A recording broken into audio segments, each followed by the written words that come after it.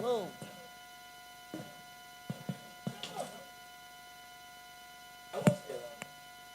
So, the next panel is a celebrity panel. Because you know how we do it at Ake Festival. We bring book celebrity. We bring music celebrity. Which other kind of celebrity do we bring? Arts, fashion, everything. But we're particularly lucky because nearly about a year ago now at Reader Books, we published a book called Mrs. Kuti. Has anybody heard about that book? Okay, hands up if you've read it. Let me see. Okay, what will happen is I'm going to ask that question again tomorrow, and I will expect to get a different fact as my answer. So that means you all have to go and buy the book. But it's such a huge honor for us at Ake Festival to welcome these brilliant individuals. We've got a global actress here. We've got musicians, father and son. I mean, I don't even know. I'm just thrilled and excited. So, Sho, let's take it away. Welcome to our book chat on Mrs. Kuti, featuring Yeni Kuti, Femi Kuti, Made Kuti, and our host, Dami Ajayi. Please give them a special Ake Festival welcome.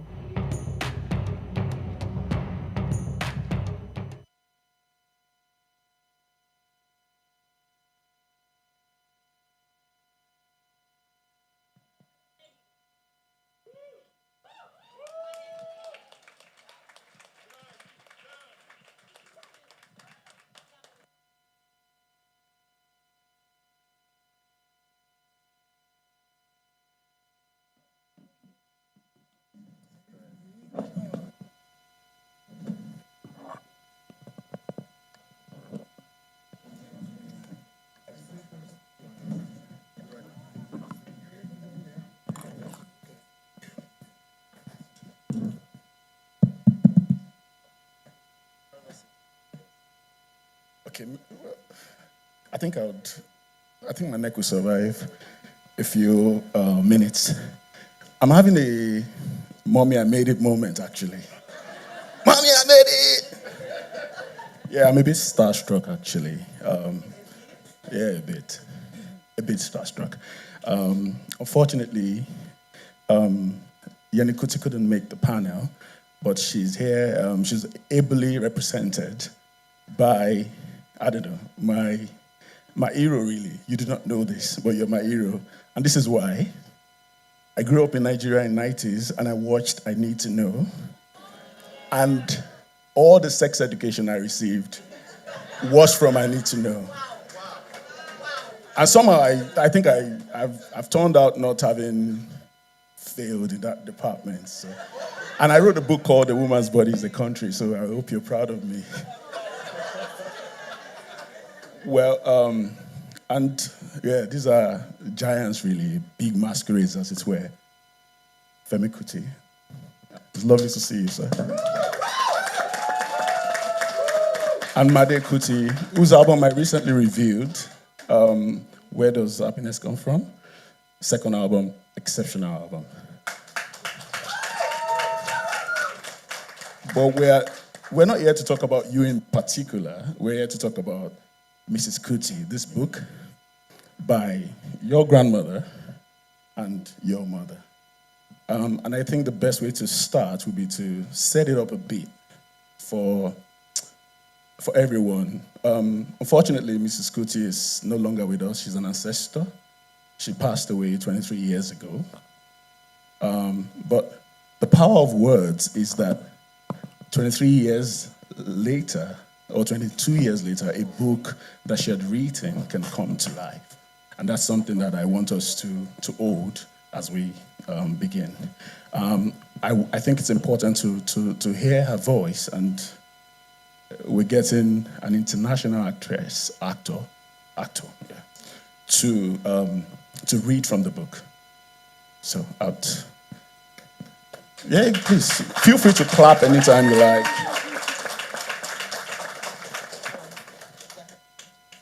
Yeah, I think it's always working. Already. Hello? Okay, yes, it is. Good afternoon, everyone.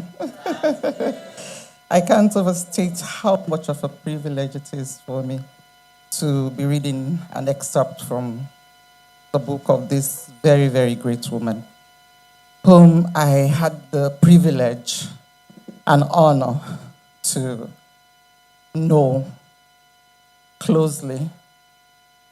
And I've been friends with her children for almost 40 years now. So the reading is from page 134. In 1971, Fela went with the band to England to record, and I went along with them for a medical checkup and a minor operation. I was glad that I went. Otherwise, I may have lived with the illusion that life back there would have been better for me. I was supposed to stay there for 2 months, but after the first week, I was ready to return home. Everything was different compared to my earlier years, and I felt like someone from another planet. I was used to the freedom I had found in Africa. I enjoyed being among people of my own color, where we were in the majority, where if my voice was a little too loud, I would not be looked upon as an oddity, and where I did not get strange looks because I wore a huge Afro hairstyle. I had outgrown England as much as it had outgrown me. I had my operation and returned home after 12 days. One day, Fela decided to teach Sonia and I to drive. We were both happy, but my joy soon turned to regret. Fela praised Sonia's efforts, but kept criticizing me. He shouted and ranted at me, and I would yell back. And by the time each lesson ended, I was a bundle of nerves. Finally, Fela asked Alan to teach me, and I got along fine. I soon became proficient, although I once made a mistake that almost got us killed. I thank God that Alan had quick reflexes. We're driving near Bar Beach along a straight stretch of road. I could not see that at the end of this stretch was a very low wall. Alan told me to press the clutch and slow down. I pressed hard and the car lurched forward at full speed. I had inadvertently pressed the accelerator. And if Alan had not wrenched the wheel from my hand and shoved his foot over mine, pressing the clutch and brake, we will now be in heaven. Oh, hell. The day came when he judged me proficient, and I told Fela, who took me to Apapa for a test drive. Oh boy, how that man affects my nerves. First, I lost my ability to drive around the roundabout without stopping to change gear. He told me to drive around it, changing to second gear as I did so, but I stopped to change from first to second. He told me just to go around in first gear, and we got over that hurdle with him moaning beside me. As we drove along, the road suddenly became more crowded. I looked in the mirror and saw a bus behind me. In front of me was a lorry, and coming towards me on the other side of the road was an oil tanker. Meanwhile, sitting beside me was this man telling me how stupid I was and behaving the way husbands always do when they're teaching their wives to drive. I simply froze, saying, Fela, I can't drive anymore. I am scared. Get out, you fool, he yelled. We exchanged places, and he told me not to ask him to take me for a test run again until I was quite sure I could handle the car without hang-ups. Since then, I have driven regularly, although only around quiet places. Maybe Fela put me off driving for life. Sonia had the same experience with Mike. He took us together to test her and did exactly the same thing Fela did. Yelled at Sonia and praised me. Other friends have told me their husbands behave like this too. So I now believe that it is not a good idea for a husband to teach his wife to drive. They seem to become monsters. It's universal. It was not much better when Fela tried to teach me to sing. As we're driving, I couldn't be myself. Mom said, love is blind, or in this case, deaf, because I just could not sing the scales as Fela desired. I could in the choir at school, but here I was too shy to really get down in the presence of the man I loved. This amazes me even now. I believe I can sing in key competently, but for him, I could not. So I don't think it is wise for, So I don't think it is wise for a husband to try to teach his wife to sing either. Thank you very much for that reading. Round of applause. Something that kept showing up in the book was the way she felt, her feeling state and anxiety. And as a psychiatrist, I can't help but notice how childhood experiences, albeit adverse childhood experiences, can lead to just the sense of dread and anxiety, as it were. And I imagine that that's what's playing out here as well. But I have a question for you, sir, and it's really regarding Fela as a teacher, as it were. Did you have any experiences that you want to share with us about being taught anything at all?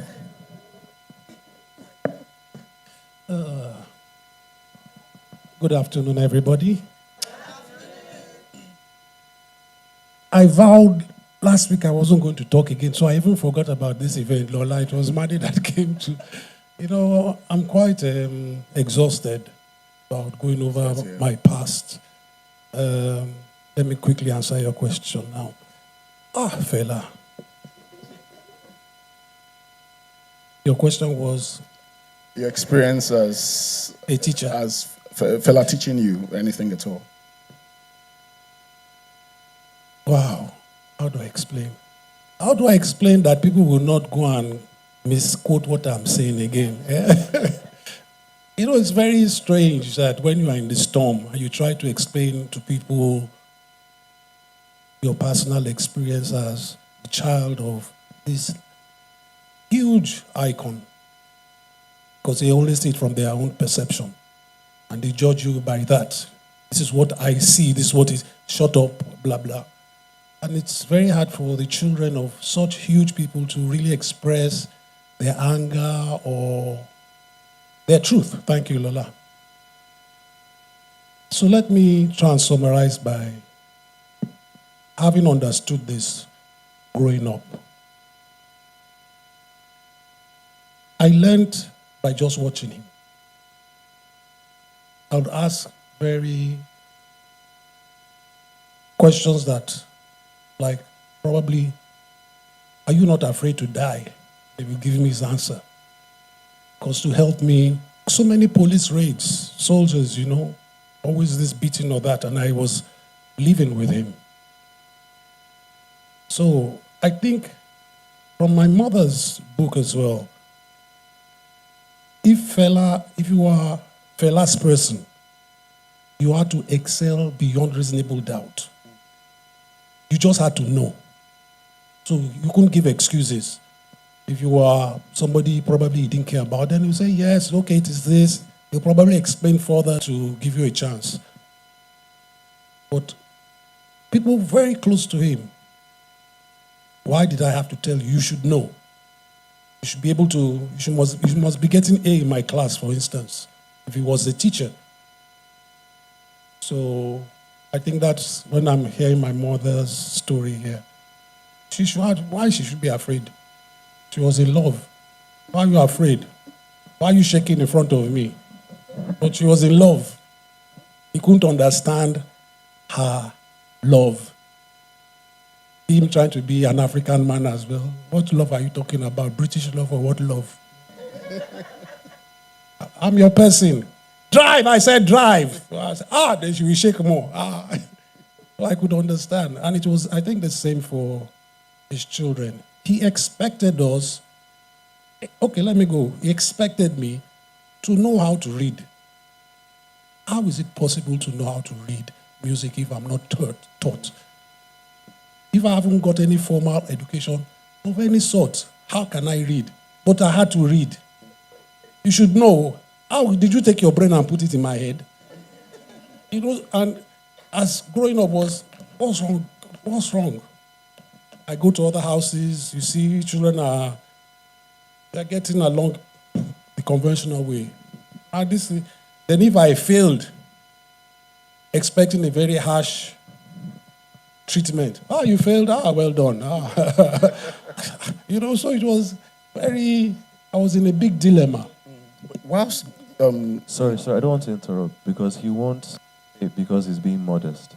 Fela did not teach him music. He taught himself everything he knows, and also in terms of a sort of, when he says conventional father and child relationship, he's saying he could even call his father. Fela had a very serious idea of this kind of sort of communist environment within his household. So everybody, including his children, had to call him Fela. Because it's important that he won't say it himself, but you know, he didn't teach him. I was trying to get him to say that. All, yeah. Which speaks a lot to your genius, sir. And I was going to read a part of the book that came just before what Carol read, which was when your mom was talking about how you, at age 10, idealized Fela. You wanted to do everything that he was doing. As every son. Every son. Every son idolizes his father. Yeah. Every child, we idolize our parents. But something just goes wrong where probably the parent is too engrossed with work or the difficulties of life, and they take their problems out on you. They shout on you. Yeah. They don't always mean it. They're just caught up in this stress of life. Because of maybe the way I grew up with my father, I learned to quickly curb that. So no matter what I'm doing, when my children stop me in the middle of whatever, no matter how hard life might be at that point, I take a deep breath. Say, yes, Madi, what is it? Fantastic. I'm coming back to you, but I would like to just check with Madi very quickly what his experience of your fatherhood was. Fatherhood. Femi's fatherhood. So, being your father. If you listen to everything that he said, sort of put into perspective, you can tell that nothing about his childhood was conventional. So I've always said that him and Tieni should and need therapy. They won't accept it because of how far they've come in life without it. But you know, sometimes it's not so much about the success you've had. It's really the subconscious, things that are within. And myself and my siblings have had so great an upbringing that I truly have nothing to complain about. From love, teachings about life, my academics, my passion, what I want to pursue myself. So much so that, I'm quite a stable person. But, back to what he said as well about growing up, as a child in a famous family. So I had similar experiences as he did. But I learned to sort of manage those experiences at a very young age. So, for example, right now, at this moment, I don't have social media on my phone because I prefer to stay now far away from the, not so much limelight, more so the desire to want to always be the subject of attention. So I really believe that what I should do as a musician is practice my music as best as I can and deliver, music at the best of my abilities, and that is what should define me. And this kind of thinking, my philosophy in life, the fact that I can, say that I love one woman and I want to stay with her for the rest of my life, that's all him. So it's totally different life. I grew up in a home where family was priority. My father grew up in a home where the country was priority. Do you know? So it's a very different, polar opposite upbringing that I had. I did grow up in the shrine as well, but with a lot of mediation by him. Yeah. How do you feel about that, sir? I think. I mean, the words have said themselves. The trauma wasn't passed forward, and that's just phenomenal. And I can see that in your music because in my review recently, I wrote that there's a tenderness that it has, that it carries. That I'm like, I've listened to all the others, and I'm like, there's something here. There's something different here, and I mean, we have to thank you for that, sir. I want to come back to therapy because that's how I make my day living, and the art.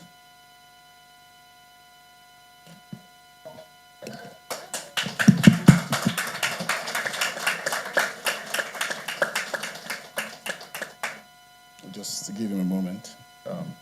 But I would just say, I want to talk about therapy and art as therapy, the music itself, or the act of composition as therapy. I don't know if it's something that you can reflect on, talking about your dad's music in particular. Because the truth is, having such a big figure in your life and being the son of that big figure, the mob, the society, the crowd, which may be well-intentioned sometimes, would ask you to be that person or to be a replica of that person. Yeah, it's even harder in my case because everybody in the family is somebody. Yeah, exactly. You know, from Auntie YK to Uncle Sheung, grandfather, great-grandmother. Yeah. And what I learned from him at a very young age, which is what I said earlier, was that to not let sort of public opinion pitch you against everything that has made you who you are, because it is because of them that I am here. So at a very young age, I use them as my heroes and my examples and who I wanted to be influenced by, the people that their life's lessons are the ones that, really I let have that kind of impression on my own life. But with music, I don't know how familiar you are with Femi Kuti's catalog. He's now had about 11 albums, and through it you can sort of see, you can navigate almost through his mind. As a young musician, he was really talking about the elitist prowess that exists in Nigeria. So you speak about generation gap and how people that are young are, they're trying to achieve something today are being blocked by basically the generation gap, and how the age gap causes this mentality in African culture that you can't challenge authority. And then you go through sort of his middle-age albums and you see that one is more directly towards political issues and government and crisis, social issues, economic issues, cultural issues. And now, he's 62, his music is more about the self and being as good a human being as you can be, so as your impact in life. Basically just how every individual has a responsibility to make the world a better place. And it's that kind of perspective that influenced the Where Does Happiness Come From album. I myself, I've had problems like every other person. For example, I guess since we're being very honest, I had a very strong temper issue. I may not look it, but I used to get very angry. And what I used to manage that was music. So because it wouldn't always be serious. And what used to make me upset was when people tried to challenge facts for their own selfish interest. I really disliked it when we could see that something was true, and because of sort of hypocritical behavior, because of self-serving interests, people would do whatever it takes to challenge that fact. And that always triggered me wrongly, because I'm happy to be wrong as long as it's for the benefit of truth, for example. And I didn't understand people that didn't think the same way. So I use music as an avenue to express myself. And I think anybody in a creative field does the exact same thing. Unless the reason they're doing it is for, I suppose, materialistic purposes, then it becomes less of what the arts can accomplish. So for me, music has always been the space that I express exactly how I feel in any given moment, through improvisation, through musicality. And I use all my idols in music, from the jazz world to, the contemporary music to classical music. You can hear in their sounds that every project that they released was a reflection of the time that they were, in at the time. So yeah, his music is definitely a reflection of his growth, and mine is as well, and even Fela's is. Yeah. Fela passed away saying Afrobeat was no longer Afrobeat; it was now African classical music, and you can see the trajectory of his, compositional prowess as well through that. I think. Thank you for that. Sorry, you keep saying I'm 62. 63. Sorry. So what's your age, sir? 63. 63. You don't look a day above 40. I've been warned, actually, that we should talk about the book. And I guess there is always that, temptation, as it were, to pivot towards that. But I was coming back to the book, and I was going to say that there is a chapter called If a Home is Made with Love. And for me, it's If a Home is Made with Love. And in this place, she was really critiquing Fela's social experiment in Calcutta. And she wrote that in Calcutta, Fela tried to create a place where everyone had a job and felt himself or herself to be a useful part of an organization, where they felt themselves to be needed and wanted, where they were free to say what they liked, and where all were equal. And further down in the book, she says, Fela's experiment failed, not because he didn't try hard enough, but because too many around him were negative beings. And a lot of this is critique, of course, valuable critique of Calcutta as a social experiment. But whilst all of this was going on, I got a sense that she was away from it, she was outside of it, and playing a role of a traditional wife and mother. And you've spoken about your experience of your dad. I'd like you to speak about your experience of your mom as a mom, if you like. I think I get most of my character from my mother, who was growing up. I had to choose, do I want to follow my father or my mother? So when Madis talks about love, it's because I lean more to my mother's way of a home. Yes, I think she was right. There were too many opportunities in Calcutta. Everybody took advantage of Fela's popularity or his money, his fame, but never what he was talking about, no matter how hard he tried. So I understand what she was saying there. And as his children too, we felt the same. And we couldn't understand, why are you letting this open house policy is not working? It's not working. I mean, anybody could walk. Anybody could walk into Fela's house and you are somebody. There's nothing wrong with that. But I think, you can leave that at the shrine. Your home is your home, because when your children leave your Calcutta and go to their friends' homes, we are still second-rate citizens there, so to say. Because the parents there will always let us know, no, this is my child, this is my home. Your friends will let you know, this is my home. You go to Calcutta, you are treating them equally. Fela treats everybody. So it was like, it's not fair. And I don't even know how to explain it. It was really chaotic. Because we understood what Fela was trying to do. Why couldn't they understand what Fela was trying to do? Because they were just taking advantage of him. And it wasn't fair on us, his children, I think. But whilst all that was going on, you had your mom who was like a rock, as it were. She was even, I left, I ran away from home, I ran away from our home because we grew up with her. Yes. And Calcutta was fun. It was like a big party. But growing up, you start to question that, well, your friends are going to university, you are just partying. When are you going to become something in your own life, So you start to ask yourself these questions. Okay, I want to get married. How will I fend for my wife? I'm still living under my father. You start to question these things. But you are having a good time. And Then you see your mommy, and then she says, oh, God will be with you. She's very prayerful, my mother, very, very prayerful. So I think my mother's prayer saved me in my life a lot, probably till today. No, my life was also on the edge, always on the edge.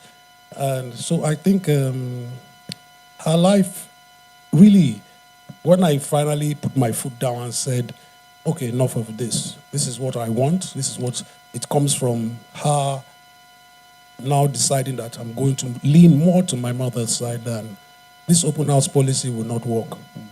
People will always take advantage of you. I'll give a quick example. I just came back from tour with my band. Every time I go on tour, my boys run away. This time, 3 of them ran away. It took me, the embassies refused to give them the visa, right? I pleaded, look, Africa has to, look, stop depriving us of making a name, blah, blah, blah. The embassies now say, okay, we'll give you the visa. Those same boys, those 3 boys, they ran away. They ran away after the 9th gig. We had 24 shows. And we had 5,000 people waiting for me in New York. They didn't care. They didn't care about the tickets. They didn't care about the visa. The last time I complained on social media, people blame me. Yeah, it's a country that is bad. Is it their fault? What about, am I the government? You know? The same way that they will go and say, you brought Buhari. No matter how many times I explain, I can never support Buhari. They will find something in social media, maybe Oshibaju took a picture with me. So you must, do you understand? Okay, another one. Oh, you protested against the petrol. Did you hear what I said? Nigeria, if PDP was a good government, what opposition wants to oppose you? I'm a good father, I believe. Nobody can take my place as my father to my children. It's not possible. True. My children will always tell you, Daddy loves me. They will be confident. I've built that trust with them. I can tell you that you can't tell me anything about my children. Nothing. I will listen to you. And if they are wrong, I will call them. Come, Madi, next time do it this way. As a father should. And that's how government should relate with its people. So yes, I oppose the PDP because why didn't you build the refineries? Why don't you do it right? But that Tinubu paid me. I sang a song against Tinubu then. Why don't you put that on social media? That day I called, I said, ask Tinubu where our money is. Let Tinubu come out and say, let any government official come and ever say I was giving money to oppose who? Me, Fela Kuti? You can't bribe me. Never. So I'm that kind of person. So when they try to change the narrative with social media to deceive the youths or deceive, so I've got to, I say I don't want to talk again because when I talk, I start to heat up. I don't want, I've got to a point where I just say, look, just find your peace. This comes more. My mother, nobody knows her. Back to her, because for 40 years, she locked herself away from Nigerians. So they don't know her. If this book did not come, they don't even have pictures of her. The pictures that you see on social media are many pictures that journalists stole from our house as children that they never ever returned. So they did that as children. Say, come and see my mother. They say, can I see this picture? Oh, lovely picture. And before we know it, they have stolen the picture. So many pictures you see on Facebook are pictures that they stole. So Nigerians have always betrayed our trust. And we have always asked that, why? We have always been, because of Fela's open house policy, we have never been overprotective of ourselves. Now I want to be protective of my children or myself. So I'm very careful who you bring to the house. Even your wife. I love Madi's wife, but I will verify. When he was bringing, see, this is the only girl I see that loves you. So if you like, marry anybody else, but this one is the one I think loves you. I'm happy you listen to me, you see. That kind of father. I'm glad you have that stability. No, it's true. But all this comes again from the upbringing of my mother. If I go by my father, look, don't trust, marry plenty wives. So, Would you talk about your maternal grandmother? Which one? Your maternal grandmother. Oh, she was. Her and my mother were like sisters. Very, and they used to gossip, and they were very British. They used to make me cook. Make tea. I could make tea like 10 times a day. Would we have made a cup of tea? Maybe you make about a cup of tea. And Fela used to get very angry That why are you bringing this boy up to be like a sissy? He's cooking, he's sweeping the house, he's washing clothes. This is my son. No, you can't live like this. So Fela was very against that. Yeah. And my mom said, oh, it's about my family, it's my boy. Oh, he makes the best cup of tea. And me said, before I knew it, Yeni and Sola were not doing anything there. So I was the only one doing everything. Fetching water. Mommy, what tea? Is it not just put tea bag? Put what? What is it that? Why is my own always special? So no, but the way you boil the water, Carlo, it got to a point that then Yeni and Sola would be saying, I'm her favorite, my mother's favorite. I don't think I was a favorite. I think because my mother understood being a boy, Africa, the pressure was really on me. And when I started music, you will never be successful. You can never make it. You can never be like your father. You know, the press. Then there was no social media, so I could not even defend myself then. So I only had my mother and maternal grandmother who will just give me that love that was so essential at that time. That when they write bad stories, my mother would just say, Femi, blah, blah, blah. They did the same to your father, don't forget. You remind me. Because you see, when they're all talking about Fela today, they gave Fela a hard time. Every musician was better than Fela at his time. I don't want to mention names, but name anyone in your head. I'm talking of that person. No, really. Fela was the bastard of the society according to them. The press, Fela came to Made's naming ceremony and they wrote, Fela ignores, front page, one of the papers, Fela ignores Made's naming ceremony. So I went to the paper, Daily Times. I said, but come, Fela was there. You were there. We all saw him. And he was sick. Abi Carol, you remember? It was even raining. Fela was very sick at this time and he couldn't come out of the taxi. He said, okay, bring Made. We all went to meet Fela in the taxi and he blessed Made. He gave Made a Folabi. Right? He kissed Made on the head and went. He said, sorry, I'm so sick, I can't come inside. We all saw it. The paper went the next day. Fela ignores. So we're like, So I went that, but we all saw Fela. You saw Fela. They kicked me out of the newspaper. Concord, another paper, because Concord was Abiola's paper. I went there to promote my album. They kicked me out of there. They don't want to see what Fela's on. So we had that because the establishments didn't like Fela. They took it out on us, his kids. Now, the only comfort I had was my maternal mother and my mother and my sisters. So we were very close because it was like the world was against us.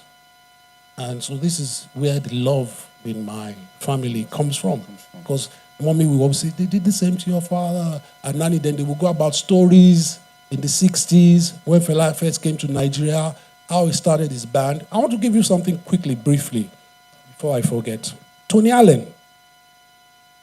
Fela used to write all his music. Fela was very well schooled musically, and he used to write all his drum patterns, everything. The whole world knows it. Tony Allen left Nigeria, went to France, was even scared to play Afrobeat. People say, Shebi play it. Then he said playing Afrobeat. Then they said to lie that he used to put Fela's drum patterns for him. And then the internet goes wild saying, Fela said without Tony Allen there will be no Afrobeat. So I call the journalist, I say, what magazine did Fela say this in? He says, he will look for it. I'm still waiting for the magazine.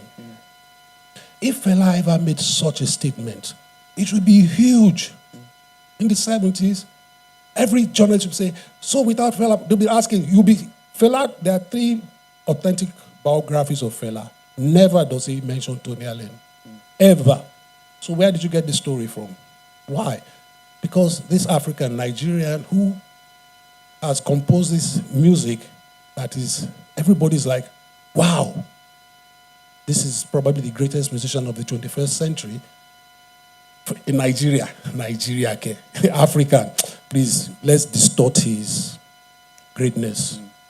So Nigerians go, and when you go and find out, you find it is Nigerians lying. So they go to the universities and change the truth and give Tony Allen, start telling that lie to take credit from Fela. So these are the kind of things we were going through as children that my mother would be saying, don't worry, time is on your side. Blah, blah. Femi, don't worry.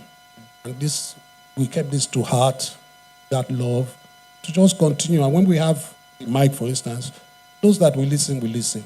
Fela wrote everything. Everything. Yeah. Fela wrote everything. Like when he got beaten. So I call Fela a warrior. Because every time he got beaten, he comes out and he's fighting. Is it Alagbo Close? Kalakuta Show?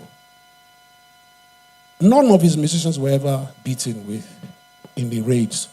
So how did you want to sit and write the music with him? So when Fela say, kakadu, do, kakadu, do, he knows what he's feeling. He's putting that rhythm, the melody. Bah, bah, bah. He's speaking his word, his life. And you want to say, I have an idea. How? I found it curious as well. I found it very curious that all the other musicians, none of them could come up to say they wrote it. He can't. They couldn't, yeah. Even Baba Ani, who became the band leader, discredited Tony Allen. Look, I joined Fela. I played with him for about 6 years. When Fela walks in to write the music, a pin cannot drop. You can't cough. You can't distract him. Everybody knew that. And when he's writing on stage, everywhere goes quiet. It goes, then it gives you your part. When he smiles, all of you are smiling that, it's all right. When he has his mood, everybody goes with him. Oh. And when they even compare people today with Fela, they don't know Fela. They don't know Fela. He was a multi-instrumentalist. She knows, my mother, you see, she's very British, like I said. So when she saw this guy that walked in, she called him like, I think a teddy boy or something. Teddy boy. Because he had his collar like this, rare, African Lagos boy. Nobody in England was like this. She said, wow. And she fell in love with him. And it never changed, ever. My sister couldn't understand it. She's more of a Nigerian Lagos chick. But me, I understood my mother's that if anybody slept with her, we will not walk the streets. So me, I said, Mommy, don't listen to Yenio. Don't, because the battle is still on. And Mom said, Femi, don't worry. I love Fela. She never changed. Much as she was very private person, she was also very fiercely protective of him. And that's the sense I got in this book as well. You see, this book is not even complete. Because somebody stole 2 chapters. 3. No, really. Yeah. She wanted one of these journalists to help her look for a publisher, and he never returned it. Well, one of the things I want to say, and I am a psychiatrist, but I also write about music. Is that why you are making me cry? Yes, please chip in. Please chip in. We're talking about, so I don't seem like a figurehead here. When you say Auntie fiercely loved Fela, is even an understatement. Because when you say, how do you truly love in the true sense of the word, it's difficult. But this woman did it effortlessly. I was there, I saw it. Like he says, the kind of things Yenny said, no, don't do this, don't do that. I was of that opinion too, but over time, and reading this book made me realize that she was so intuitive. It's like she had foresight. And the move she made when she made it, in that chapter you're talking about, is the perfect, the smartest. Because for us Nigerian women, or let me just say African women, because of the fame, the limelight and everything, we'll probably want to stick around, and try to align with how things are going and then introduce a bit of what we think we can add to, whatever mix was going on then. But this woman had a fierce, as in a mother hen's love for her children. And another part of it, she let the man be. This is who you are. This and this I don't agree with, but that's if you're not like that, you can't be the whole you. So she let him be. And she also went into that safe space in her mind and in reality, in the present. Protect my children. Make sure whatever is going on out there does not affect. She had the job of protecting her children from what was going on in Calcutta and then the whole world at large. Because I've been in places where I didn't know the story from the beginning, but I was put in a position where I had to defend my friends. Like, come on, you do not even know half of this story. So, not to take us, into talking about Fela, it's Auntie Remy we're here to talk about. She is the most amazing woman I have ever met in my life, aside my mother. For real. No, really. Before they go and say that, I said that, you understand? Let me add that side. You get. So and there were instances when they'd travel and I'd be the one in the house with her. The kind of discussions, that I am still in my marriage, that I'm still so in love with my husband today, is because of the kind of things she shared with me. And the fact that she, as long as you're within the circle, she loves you like she's loving her own child. That is who Auntie was. And I'm just so grateful to have known her. For sharing that. I was going to share just a short passage because in preparing for this panel, I understood that if I wasn't careful, Fela would come and take it over. This is from page 204. And at this point, she had decided to step away from it all. I felt Fela didn't appreciate my love. He did at first, but time and people's influence on him changed all that. I don't think he understood that I'd grown mentally. He couldn't accept that I could change. Yet Fela was the main cause of my change. All that I'd learned from him made me an independent, free-thinking person. And I think if anyone wants to talk about agency, this is all you need to know about that. Without further ado, I'll take questions from the audience. I need a roving mic. A roving mic. Should we take 2 questions or 3, and then we'll come back to we'll take 2 first. One here and another one here. Where's the mic? Please, can you give it to the lady in the head tie? Yeah, in the head tie, yeah. Thank you. Please make it very brief, okay? Hello. No throat clearing. Thank you. My name's Temi. Thank you so much. It's been a privilege to read this book. It's been a privilege to hear you speak today. I just wanted to ask that, I guess from the process of putting this book together, you may have heard some things that your mum didn't get the chance to say to you, but you've now been able to read it and share it with the world. So I wanted to ask, what's one thing that you as parents will make sure that you say to your children in person? Would you take that? I was the only one that read the book out of all her children. I was that close or inquisitive. I wanted to know everything. I wanted to know all the things I didn't know as a little boy. She told us stories. I was like that with my father to get information as well from him. So there's nothing in that book that I don't know. I think the book is even kind of incomplete because she wanted to be very positive in the book. She hardly said anything negative about anybody. She didn't want to go into cursing or problems. Yeah. And I think she even said that in the Yes, book. So she just wanted to stick to, I love this man, and it was more about this man I love. And even when she broke away, she still said she loved this man. So she broke away, but she did not break away because when we go to visit Fela, I think she wasn't too right about Fela not loving. Fela was just in this space that it was impossible for him to steer the steering to his will sometimes.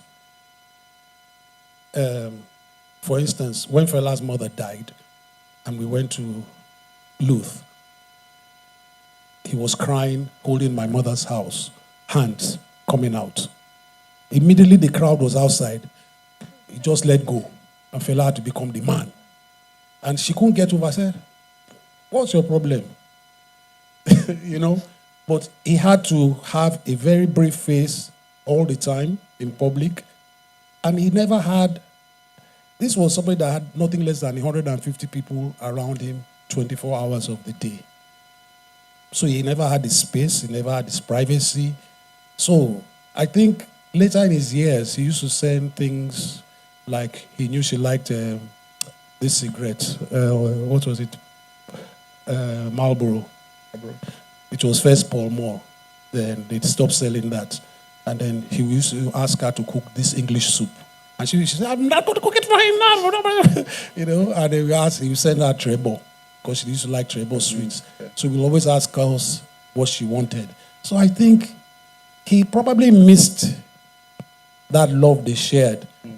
But with all the police harassment, Kalakuta, he had chosen a path that he couldn't change. He couldn't withdraw again. Let's take a question from Angela. Could it also be that was his own way of protecting his core family?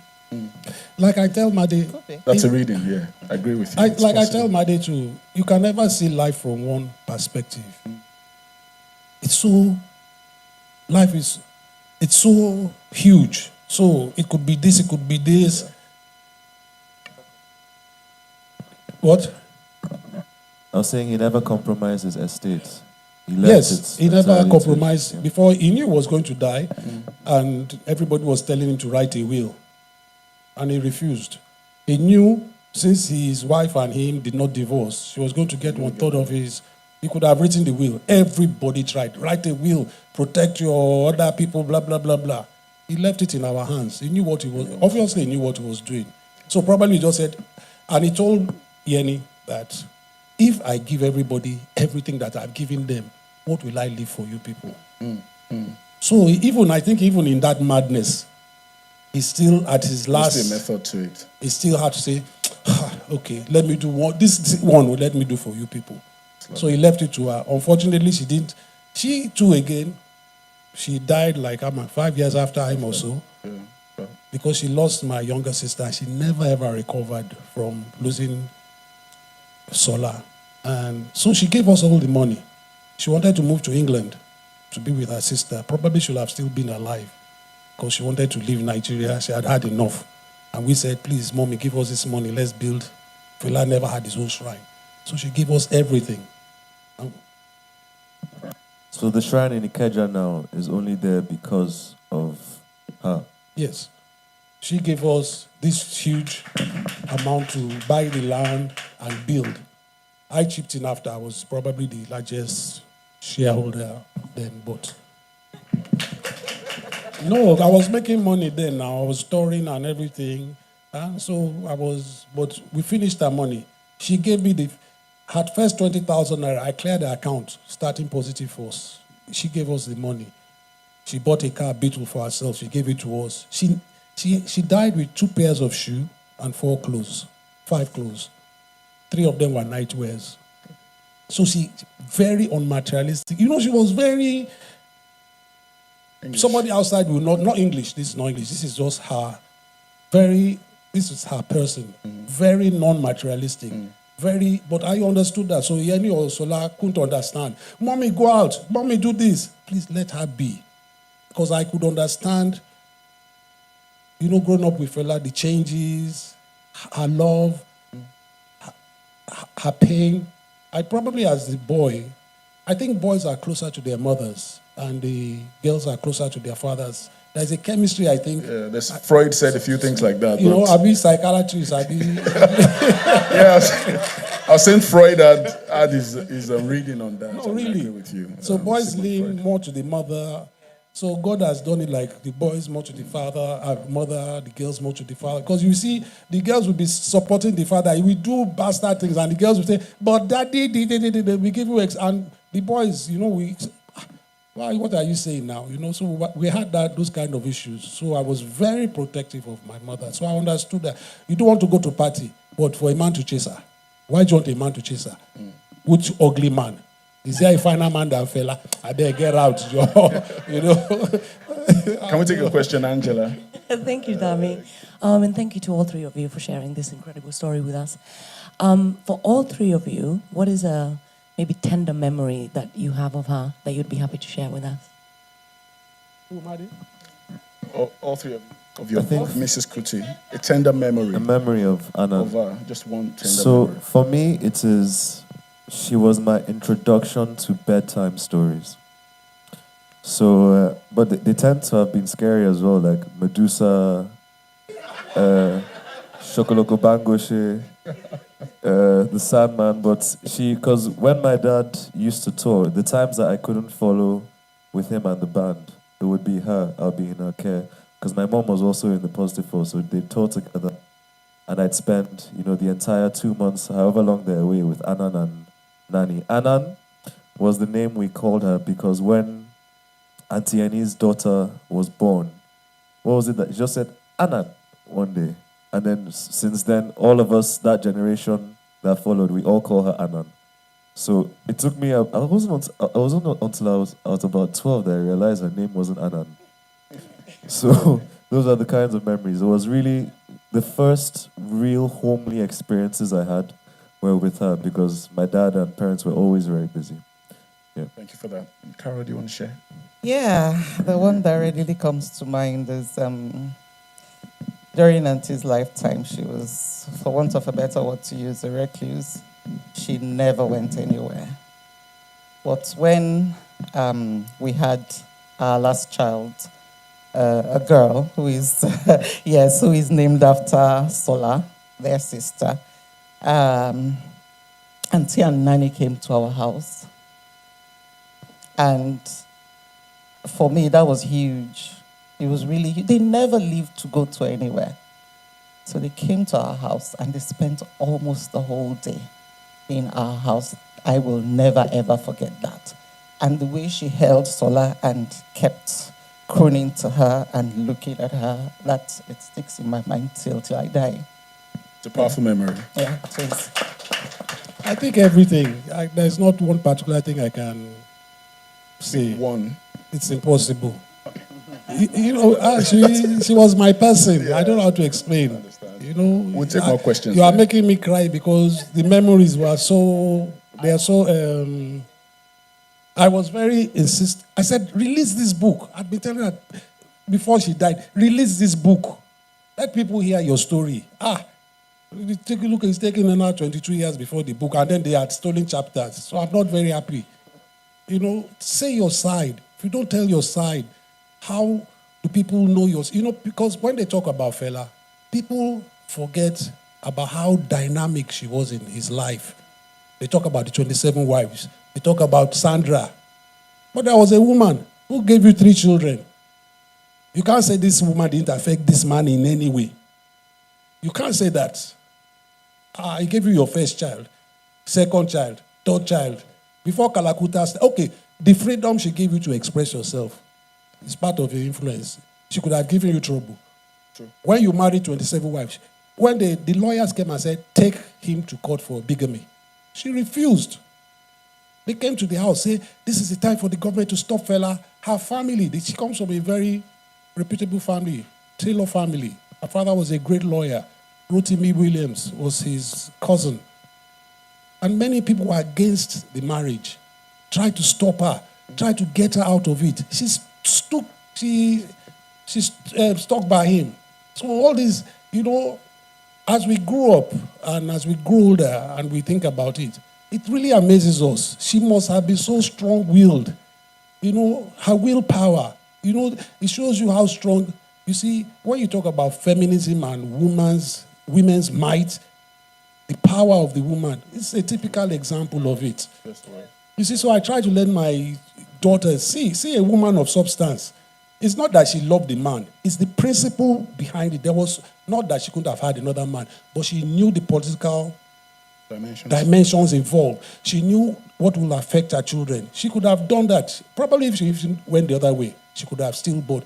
She chose this path and she stuck by it. And like I said, in 40 years, she never left the house. 40 years. Why would you not leave the house for 40 years? So I'm like her in that way. I don't go out these days. Yeah. And then she was so beautiful. When you see her pictures from her marriage with Fela said she was the most beautiful woman in England. Her friend said she was the most beautiful woman in England. She was so beautiful. She was fine. Why do you think I'm so, excuse me? Yeah.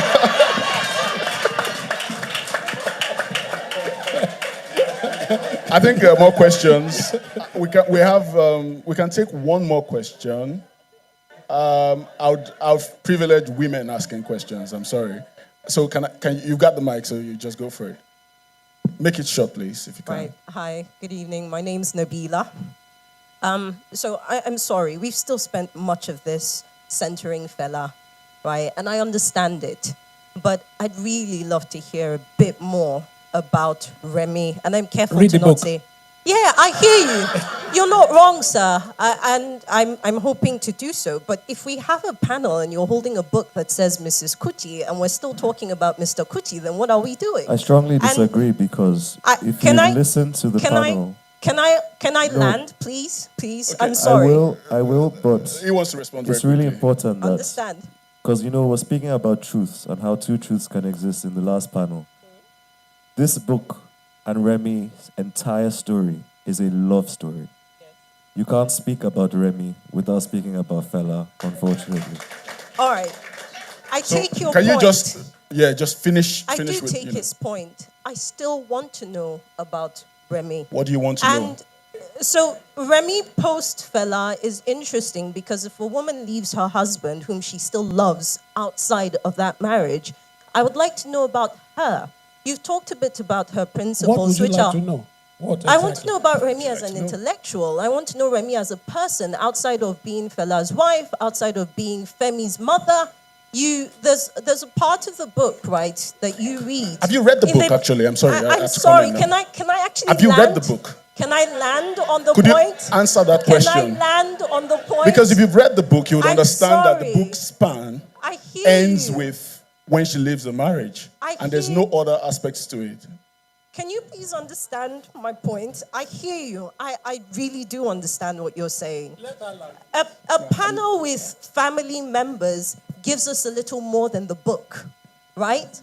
And so I would like to know a little more than the book. And so in the beginning, in the passage that she read, Remy says something very interesting. She says she thinks she's outgrown England, which is something that in today's Nigeria with the Japa syndrome, if you're online, when you see Nigerians who are outside and they say, look, it's hard, don't come here, people here attack them. But there it is in that story from how many years ago? And then you were sharing a little later and you say that in her final years, she was thinking of going back. There's a change that happened there, right? So I want to know about Remy as an intellectual. I want to know about Remy before she became a mother and after, about Remy even in the shadow of Fela. Before she became a mother, I was not born now. Sorry? Every question you've asked. Sir, answers Mr. in Femi, Mr. Femi, if I could perhaps give the you a reason bit she more on went, this. sorry, let me answer that last part. The reason Yes. she wanted to go back to England was because her sister was there. Now her sister is still alive, Auntie Sonia. So she wanted to go back to England with her mother to start to be with her sister because she had lost her daughter. Now her daughter was wrongfully diagnosed for cancer here and she died. She never got over that. And then Fela died. She had nothing. And she was crying every day. And I tried to get her to, come, you are a grandmother now. But may we never lose a child. Amen. Amen. It is later we started to see that she was in this kind of pain. It's not like you knock your leg or you break your bone. A mother would probably never heal. I don't think a mother, if you love your children, you can never heal. So we couldn't even understand that. When we have our own children now, Mother, where are you going? Come, what time I come back? You know, and this is a father. A mother now. So you see, it wasn't because she was not going to deal with racism that she left England for, which she explains in the book, or how people did not understand her color and she wanted to be with her own people. When she came to Africa, she saw her own people, blah, blah, blah. Not taking away that if she had stayed in England, it would have been any better. But anywhere Fela went, this woman found love and she didn't want this love. She didn't care where this love. She had made up her mind. Come rain, come shine. No, this man, now me and you. Yes.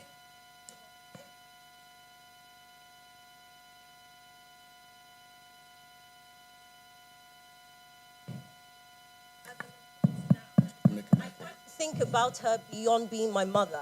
And I try to think about what she got married to Fela, I think she was 18. 18. So what, she was a student.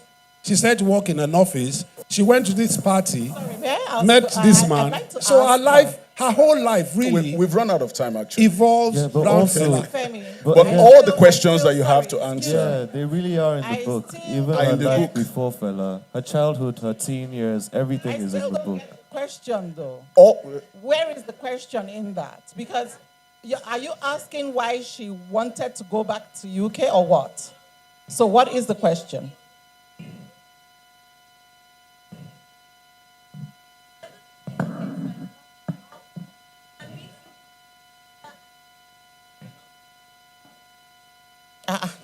I don't even think about her as Fela's wife. I think about her as my mother.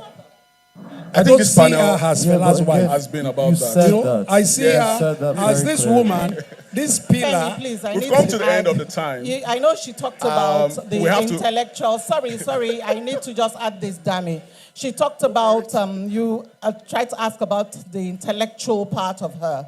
Well, if you read the book, you will get a glimpse of that intellectual part of her. But as a real life, witness, I never saw Auntie without a book.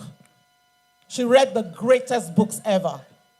And if you sat down with her to have a discussion, you'd go back with so much knowledge to contain at This any is, sitting. sorry, Carol, this is what I'm saying. When they are talking about Sandra, all that political things, Mommy understood stardom. When Fela became a star in Nigeria, Nigerians were not ready for a Fela. But Mommy grew up with Paul McCartney, the Beatles, stars. So she understood it. She was reading all these tabloids from England. So she was assessing Fela's life with that. So she had all these political discussions about how they were going to prison. Look, I think I've said this several times about the SSS trailing us or blah, blah, blah, protecting us. Don't go out because they might get you to get to Fela. So she was very on top of all this. So she had political discussions with Fela. Lastly, let me give you the... When Fela was charged in Italy for taking marijuana, it was my mother that saved him from going to prison. Because when everybody was going, hey, who planted Igbo inside Fela's luggage? And then this woman confessed that it was the CIA that told her to plant it on Fela's Queens. Mommy said, when you get to Italy, they'll arrest you, Fela. If you don't have hardcore evidence that this woman has confessed to being CIA, you are going to jail. Record this woman. So he bought a tape recorder, put it under the bed, went to my mother's room, and told the woman he had her full confession in the tape. The next morning, 6:30 or so, the Italian police came to take Fela away. And it was that tape that saved the situation, because her full confession was on that tape. Susan Wenja or something, she was free after Fela left Italy. So, was it the CIA truly? Was she working for somebody to imprison Fela? Why did they plant 49 kilos of marijuana? Etc., etc., you see? So, she was that woman. She was that woman that, Fela, if you do this, the police will get you, blah, blah, blah. Even if Fela did not admit many of those things, he listened. And he took those precautions many times in his life as well. We saw it. So that museum, we got angry because there was nothing about my mother there. And I said, why are you forgetting this woman? And now if you go there, you see they put a picture of her at the Echo, this thing. Because somehow, why, they always try to forget this long period in Fela's life before he became a star. And even when he became a star, like I said, because of all the razzmatazz that comes with you being famous, I think she even protected him like she protected us, knowingly or not. Because if she didn't protect his children, we would have been vulnerable. So she said, okay, since this man is so political, blah, blah, blah, we know what they did to Lumumba, we know what they did to all these political figures. Okay, let me look after your children, since you want to be in this madness with everybody. And she was always still seeing him. She just didn't want to be part. Probably leaving Kalakuta herself was a kind of protection for him. Because if she was there, she would have been beaten several times, she would have been arrested, like his mother was killed. So maybe she took the right decision leaving.